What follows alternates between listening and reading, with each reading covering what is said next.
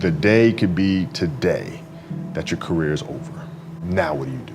I think the definition of greatness is to inspire the people next to you. I think that's what greatness is or should be. It's not something that lives and dies with one person. It's how can you inspire a person to then in turn inspire another person that then inspires another person. And that's how you create something that I think lasts forever. Yeah. And I think that's our challenge as people, is to figure out how our story can impact others and motivate them in a way to create their own greatness. There's a quote from one of my English teachers at Lower Merion named Mr. Fisk.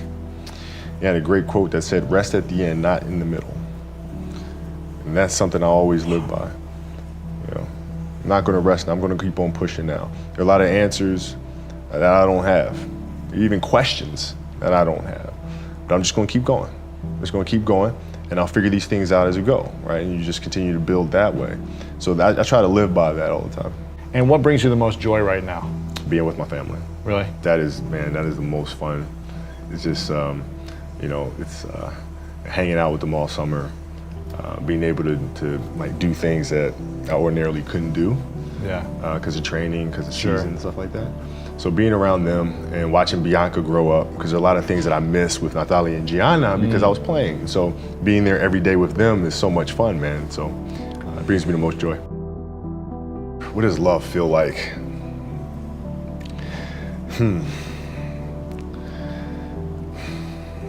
Happiness is such a, I think I would describe love as happiness. I think I'd describe it as a beautiful journey. It has its ups and downs, right? Whether it's in marriage, or whether it's in the career, things are never perfect. Yeah. But through love, you continue to persevere and you move through them. You move through them. And then through that storm, beautiful sun emerges. Yeah. Right? And inevitably another storm comes. And guess what? You ride that one out too. Yeah. So I think love is a certain determination and persistence to go through the good times and the bad times with the someone or something that you truly love. My parents were great. Growing up, they instilled in me the importance of imagination, of curiosity, and understanding that, okay, if you want to accomplish something, I'm not just going to sit here and say, yes, you can do whatever you want. Yes, you can, but you have to also put in the work to get there, right? So they taught me that at a really early age, man. And when you grow up as a kid thinking that the world is your oyster, and all things are possible if you put in the work to do it, you grow up having that fundamental belief. My mom was there on a daily basis. My father was really influential at a really critical time where I had a summer where I played basketball when I was like 10 or 11 years old, in a very prominent summer league in Philadelphia called the Sunny Hill League, where my father played, my uncle played, and they were like all-time greats and some stuff. And Wilt Chamberlain played in the league, Earl of Pro Monroe played in the league. And here I come playing, and I don't score 1 point the entire summer. Really? Not one. How old were you? 10, 11. And you're playing against other 10, 11-year-olds? Or you didn't score once? Not one. Were you in the game? I was in the game. How'd you not score? Because I was terrible. Really? Yeah. At 10, 11 years old, you were that terrible. Awful. I mean, and I had these big knee pads on because I was growing really fast. I had socks all the way up here, and I had like the high top skinny, like skinny as hell. And I scored not a free throw, nothing, not a lucky shot, not a breakaway layup, 0 points. And I remember crying about it and being upset about it. And my father just gave me a hug and said, listen, whether you score 0 or score 60, I'm gonna love you no matter what. Wow. Now that is the most important thing that you can say to a child. Because from there, I was like, okay, that gives me all the confidence in the world to fail. I have the security there. But to hell with that, I'm scoring 60. Let's go. Right. And from there, I just went to work. And I stayed with it, and I kept practicing. When you're in this culture in our society, you can do some phenomenal things individually, but they'll never reach their full potential unless you do them collectively. And you have to figure out how to do that. The challenge for me was always compassion and empathy. I think about 2009, things started changing for me. I started really making a conscious effort to better understand. And that doesn't mean you have compassion and empathy so you go softer on them. It's more like you put yourself to the side and you put yourself in their shoes and understand what they're feeling. And then you have to make certain decisions of, okay, what buttons do I need to push for this player to get them to the next level? So it's not sit around and it's all happy-go-lucky type of thing. Your leader, your job is to get the best out of them, even if they may not like it at that time. One of the things I had to learn is how to get the best out of my teammates. Yeah. And most people think it's a simple thing, pass them the ball. But that's not how you make guys better. You have to really affect their behavior. How do you do that? So, I would tell guys, we got back-to-backs. I don't care if we're in Miami, I don't care if we're in a great city of Chicago. You can't go out, we gotta get rest. Right? Back-to-back games. Back-to-back games, right? Monday, Tuesday. You play Monday and play again Tuesday. Guys aren't gonna listen, right? Right. So a few times I say, all right, we'll all go out. We'll go out together. Really? I'll drink with you, right? But the next morning, I'm banging on your door at 5 a.m. Let's go. They're not getting Where are we going?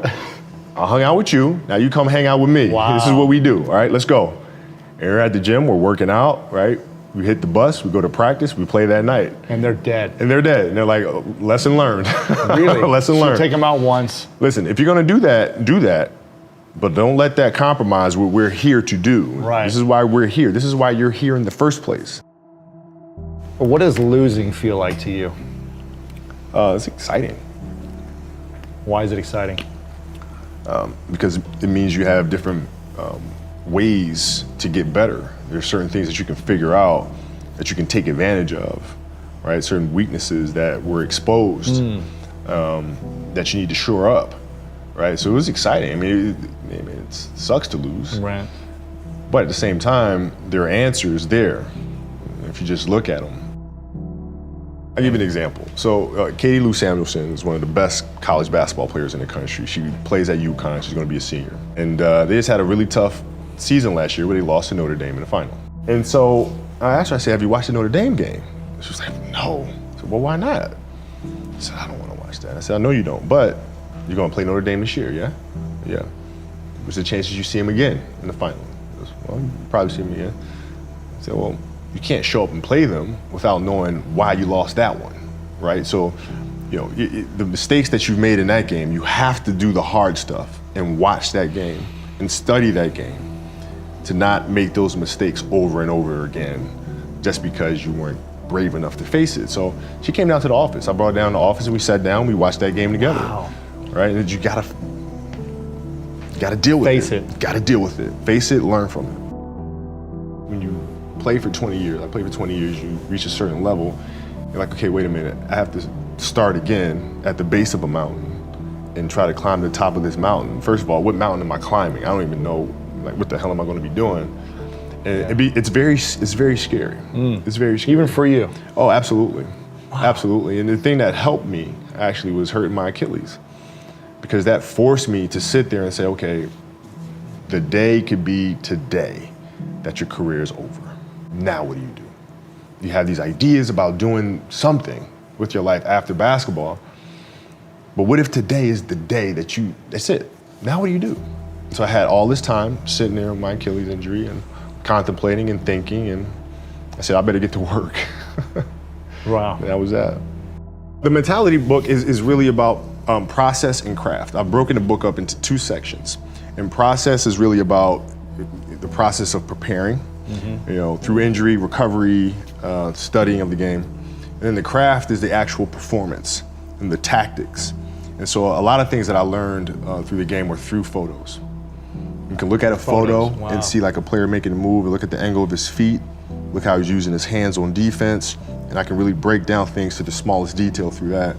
And that's what you'll see in this book. I mean, it's really a basketball Bible. You'll see how I break things down, like how I'm looking at things to the smallest of detail. Yeah. And that's the best way to understand how to have that kind of mentality, is to ask questions and then find answers. And then that lead to more questions and you find more answers. And that's what the book is.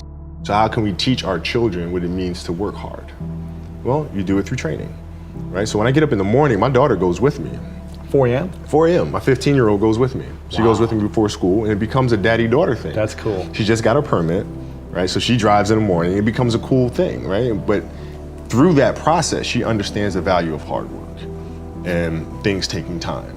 And the same thing with my 12-year-old, right? She practices every day, right? And so it's through those behaviors is where I find the motivation to do it.